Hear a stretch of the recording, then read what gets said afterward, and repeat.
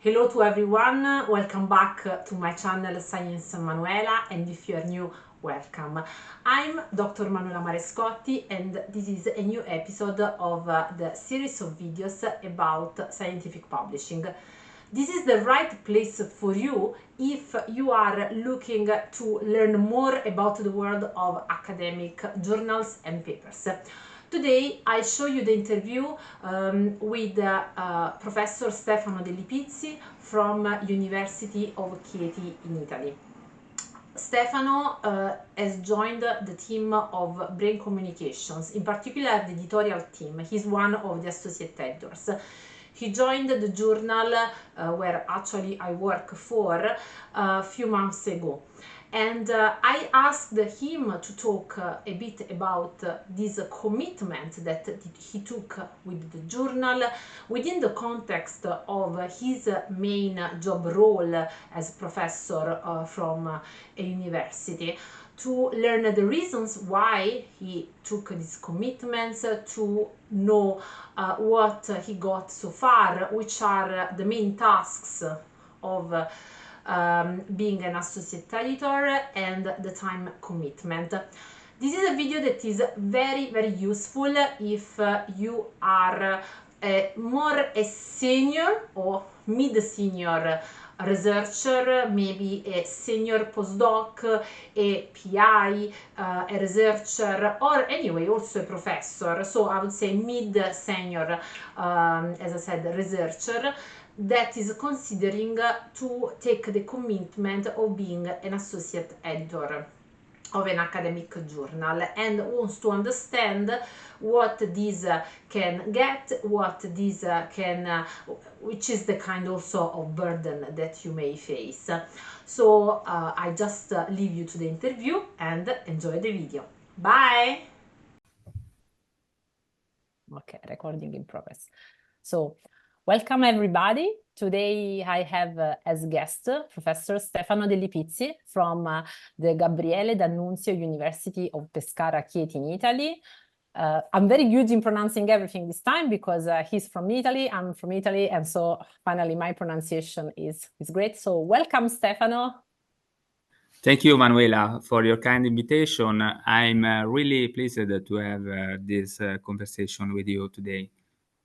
Thank you. Thank you. So I met Stefano within the context of Brain Communications Journal, where I work as a scientific editor, as I often say, and where Stefano is collaborating as associate editor. He joined the Brain Communications Editorial Board in the first months of 2024, and he has also other collaborations as editor with other academic journals.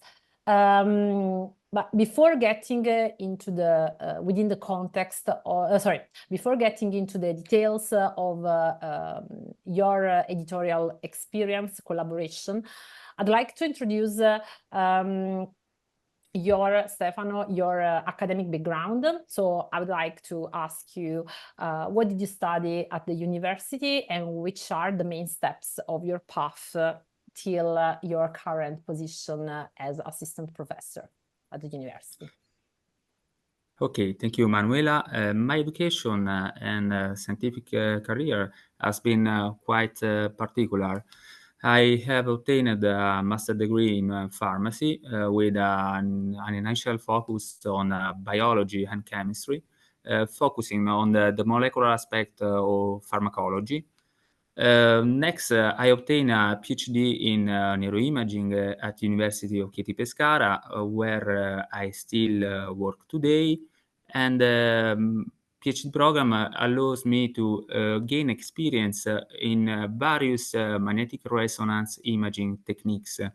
And during this period also opened the door to a translational research, starting with experimental on animal model of disease like Parkinson disease and ischemia. During my postdoctoral fellowship, I began to focus on clinical study, collaborating with various research centers and groups. And during this period, I optimized multimodal neuroimaging protocol to study brain dynamics, both in physiological condition, but also in presence of clinical pathologies. In particular, my scientific interests have revolved around integrating multimodal MRI techniques to investigate the pathophysiological process underlying clinical symptoms and disease progression, particularly in dementia and in Parkinson's disease. Overall, the shift from basic to clinical research has allowed me to develop a more multifaceted perspective. And today, as a PI, I aim to integrate my prior knowledge in the molecular field with macroscopical information obtainable by imaging. My goal is to study what's happened in brain following rehabilitative treatments, and specifically my activity focus on slow down cognitive decline in prodromal stage of age-related neurodegenerative disease. Recently, I have a strong interest also in identifying processes related to sensory alteration and visual hallucination in neurodegenerative disease, as well as in understanding the neural mechanism associated with psychedelic experience and the potential use of psychedelics to treat psychiatric condition or to promote neuroplasticity in neurodegenerative disease. So you have, it's very interesting because you went more from a molecular start, then Yes. you touched animal model, clinical study, and you go into psychiatry. Yes. So covered everything. It's a very big jump. But I think it's very good, like to have this, as you were saying, as you were mentioning, you have different point of views, different perspectives on researches.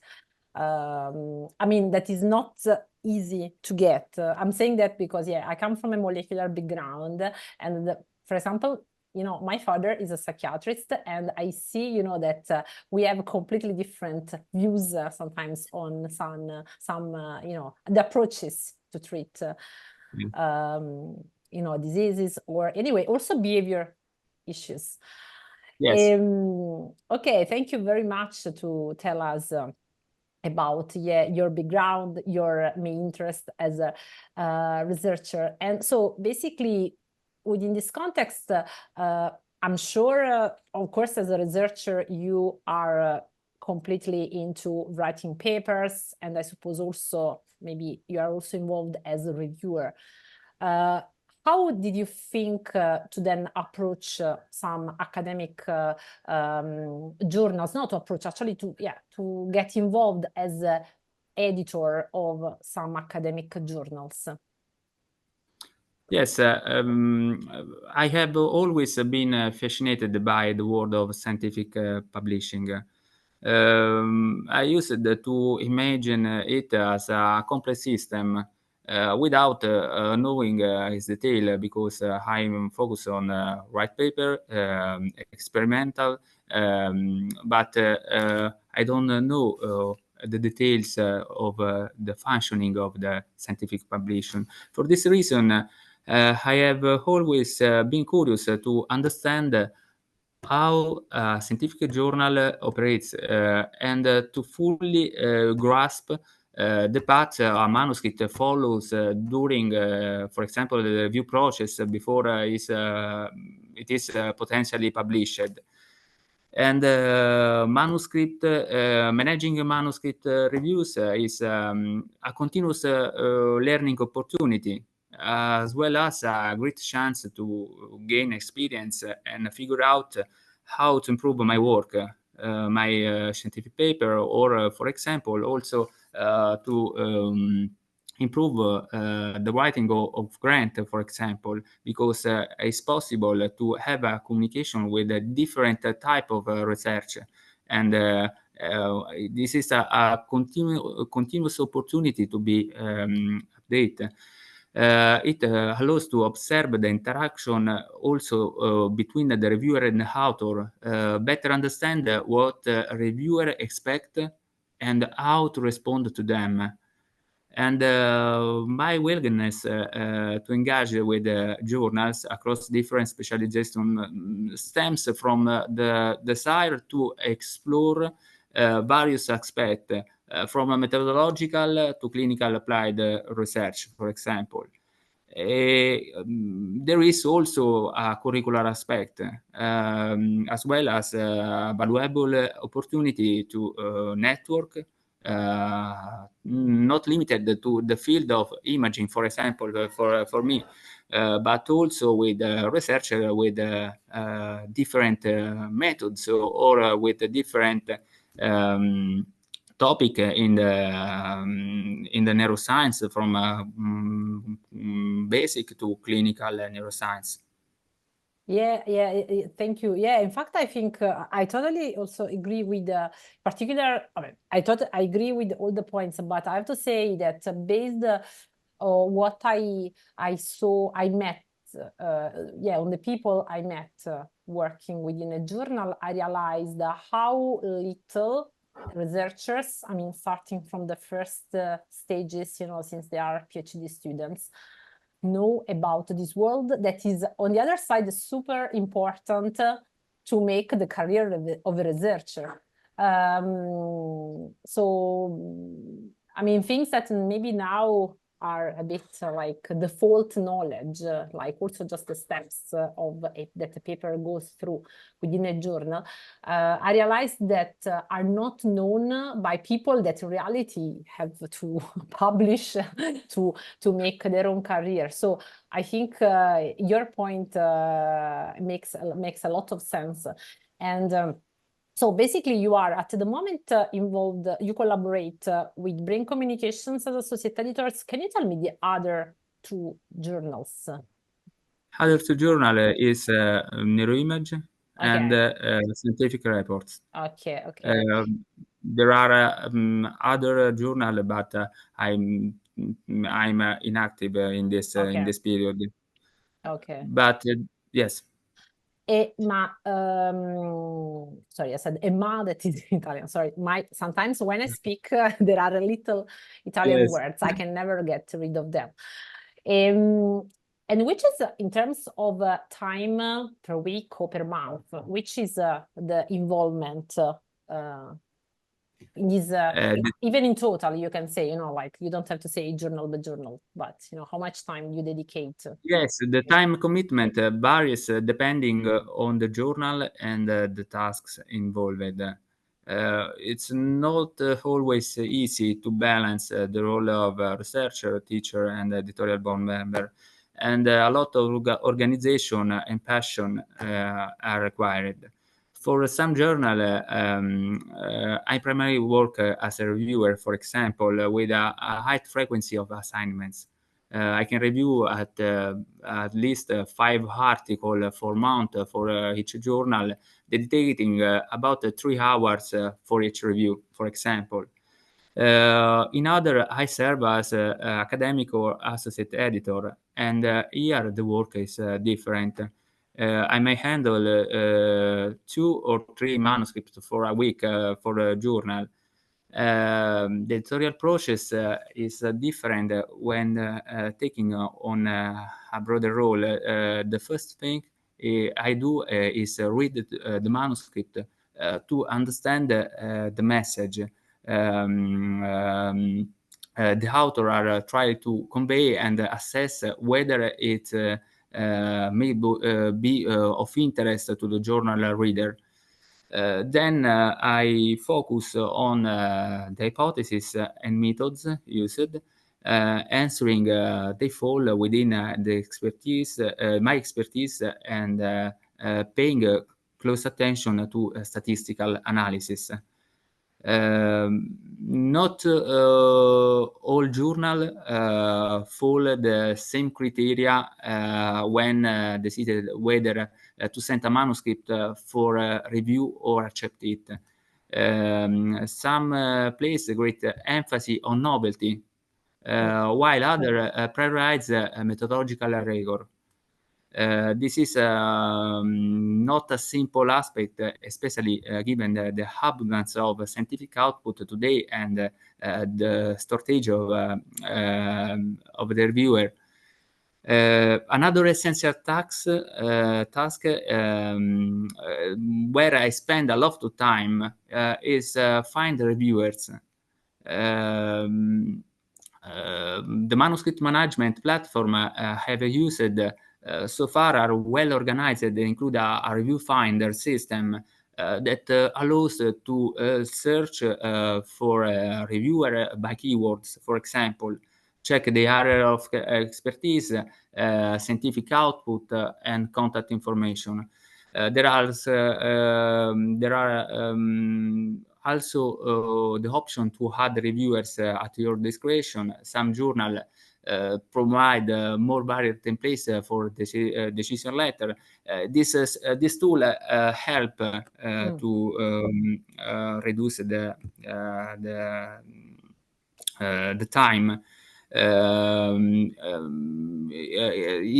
It's often necessary to invite over 20 reviewers to find two available. Which can be frustrating, but particularly for the author who want to receive a feedback as quick as possible. In general, I spend around 2 hours on each manuscript to manage the first step. Okay. But actually, sorry, yeah, I'm very, it's good that you made this point about looking for reviewers, because I also help, it's not basically in theory part of my main task within Brain Communications Journal, but since, as you mentioned, it is an issue finding only 2 reviewers sometimes for a paper, I help sometimes associate editors in looking for reviewers. But what do you think, in your opinion, maybe because sometimes, like a different point of views can help, there would be, what do you think is the issue of this, the reason actually of this issue in your experience, or if you had a feeling, you say, okay, I think people don't accept for a reason or another? I think that the scientific production is increased, but not all the authors are available for as a reviewer.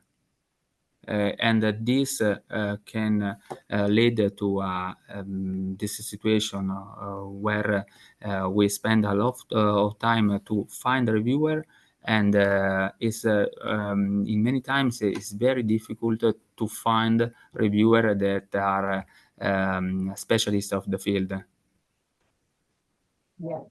Maybe this. I think it's just, I don't know, I have the feeling that for some reason, I don't know, on one side, I think it's the researchers are often seen as people that can take a lot of work, including the reviewer involvement. But as you said, it takes time, of course. If you want to review properly a paper, you have to go through it, read it, and maybe there is extra reading that can help you in reviewing that paper. So it is mental work that requires time.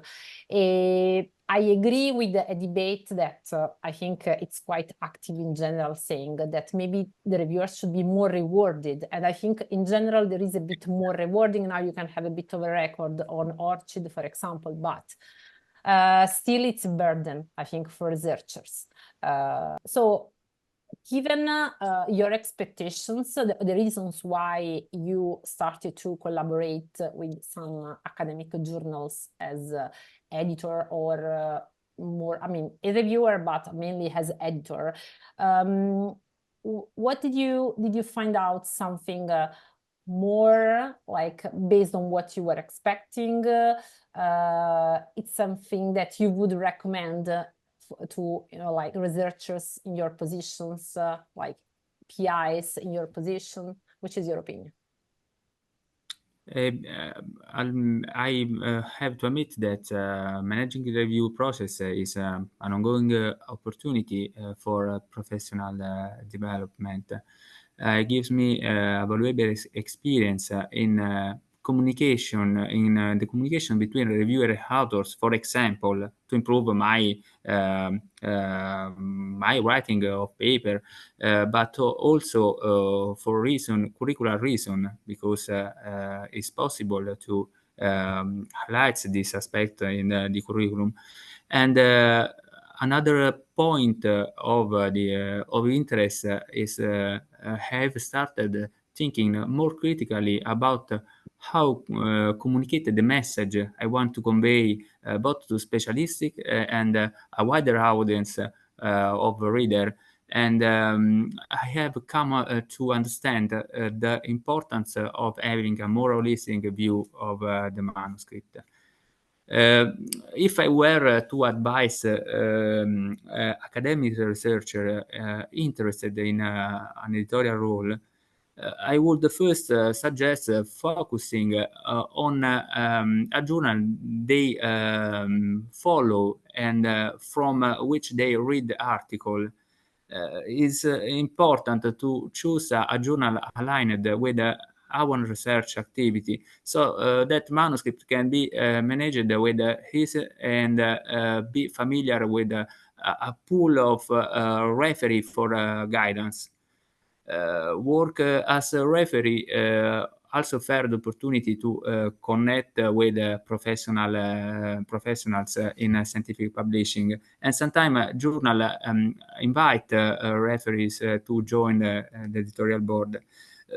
Based on my experience, if you already have a strong interest in particular journal, it's worth contacting the editor-in-chief or scientific editor.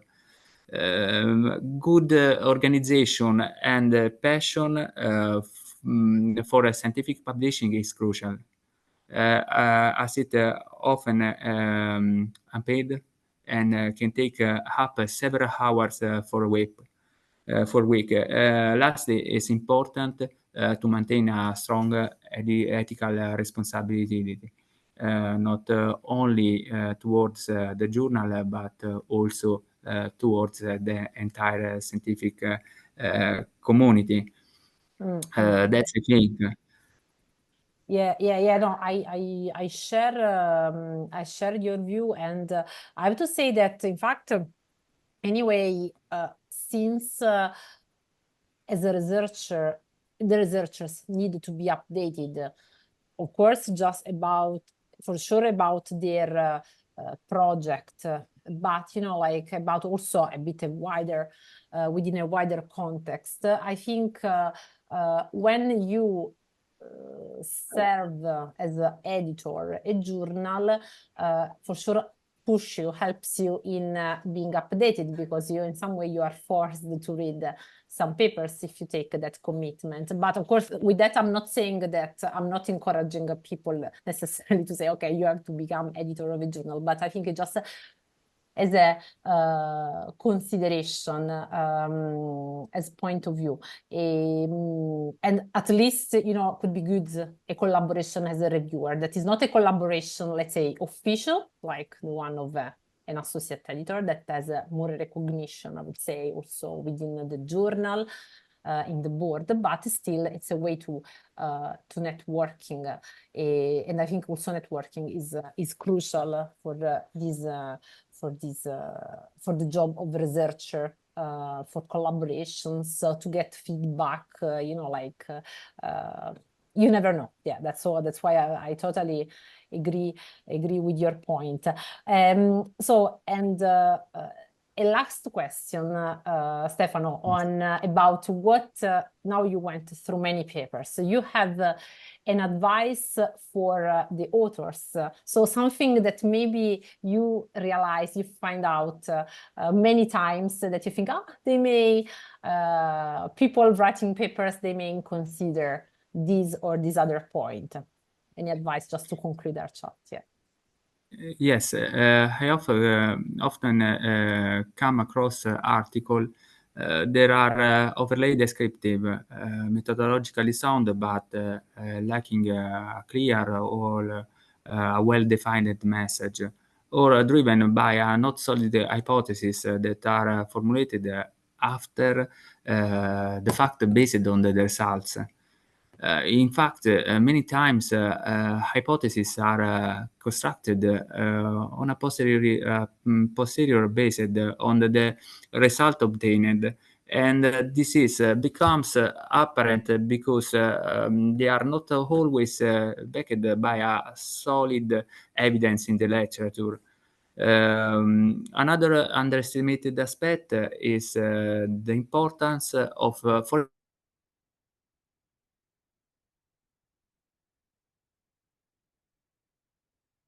Stefano, you are frozen. Maybe an issue with the connection.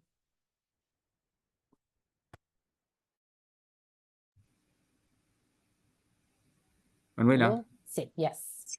Ok. Possiamo tagliare qui, non ti preoccupare. Non lo so, io Ok, stavo ok. ferma, sei tu che sei scomparsa. Stavi Ah, dicendo... ok, allora forse è la stavi rete parla- magnifica che abbiamo qua. Allora, Stavi partendo dalla quindi seconda, il secondo punto sotto underestimated, sottostimato, underestimated. dove? Ti ho perso quando tu stavi dicendo un altro punto underestimated. Allora, sì, riprendiamo da lì? Sì, sì. Non ti preoccupare, tanto tagliamo, quindi non ci sta problema. Prenditi un Ok, attimo altri perfetto. 2 No, no, minuti anche per fare, per riprendere il ok, filo, non ti ok. preoccupare.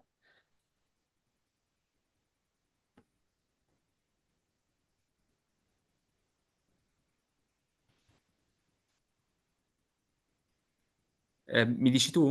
No, no, tu stavo aspettando, io sono ricordi, Ah, non ok, so perché devi... ok, Ho detto scusami allora, prenditi tu 2 scusami. minuti, cioè no, no, se Ah, devi no, no, riprendere il no, no, no. filo. Allora, ok, dicevo, another important aspect is the importance of, for example, graphical abstract and highlights, which are actually the first point of contact with the readers, along with the abstract. Often abstract and highlights are too specialized, excluding a portion of reader not directly in the field. Figure are, for example, are also crucial because they be clear and simple. I have often noticed, especially in neuroimaging, that software-generated outputs are presented without a personal reorganization the result in the figure. Moreover, it's common to see the absence, for example, of a figure that connects the hypothesis to the results. Also serving as a sort of theoretical model, summarizing the mechanism suggested by the manuscript, by the results. And the last point could be the presentation of table is important, as the accuracy with which they are reported reflect how meticulously the author conducted their work, their manuscript. That's, I think. You made a lot of points that I totally agree. The representation, for example, of the figure legends. Anyway, I think the way the authors should pay a lot of attention to the way they present any aspect, any section of their paper, I would say in general, even if they think that there is an expert of the field of their specific field that is reading. But as you say, for example, I'm not coming from the world of clinical studies or from the brain imaging. So MRI, for sure, for me, it's not a straightforward kind of image. But I think there is nothing bad in writing in the legend. This image shows this, and that. We analyzed in this way. This is the result. So a simple way that helps even someone that is not an expert of that methodology to understand the main message. Of course, because sometimes, sorry, there is a... Okay. No problem. Ambulance. I can really, it's very hard, even with the window open, it's super hot. That's why I'm like using this little flyer. So, yeah, weirdly enough, I felt cold in Naples and very warm here in Edinburgh. Now in Italy, you have the opposite problem. Yeah, the opposite problem. Yeah, so I don't know why, this point is underestimated because, as I was saying, actually, sometimes the papers are also read by people that want to know the main message, but they are not expert of that methodology because that information is useful for another research. Yeah, and as I said, I not get it first when I was reading the papers myself when I was just a researcher, but also now.